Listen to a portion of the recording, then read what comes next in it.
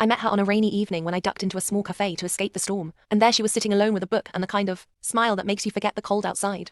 And somehow we just started talking like we had known each other for years, and soon, the cafe became our place where we met every Thursday night and shared stories about our lives and our dreams. And she told me she had moved to the city recently looking for a fresh start, and I believed every word because her eyes felt like the most honest thing I had ever seen. Weeks passed, and the more time I spent with her, the more I realized I was falling hard. And one night, as we walked by the river, she reached for my hand and whispered that she had never felt this close to anyone before, and I thought maybe this was it. Maybe I had finally found the kind of love people write songs about. But then something strange started happening. She would disappear for days without answering her phone, and when she came back she always had vague explanations, and one night I decided to follow her after she left the cafe early, and my heart pounded the whole time as I trailed her through quiet streets until she stopped in front of a tall building and slipped inside. I waited outside for almost an hour until she came back out, but she was not alone. She was holding hands with someone else and laughing in a way that looked all too familiar, and for a moment my chest felt hollow like the ground had given way beneath me. She looked right at me across the street, and her smile froze, and in that instant I understood that every word, every touch, every promise had been part of a story. She was telling me a story. I wanted to believe more than the truth. I never went back to the cafe after that night, but sometimes when it rains I still hear her laugh echoing in my head, and I wonder if she ever really loved me, or if I was just another chapter in a book she was never planning to finish.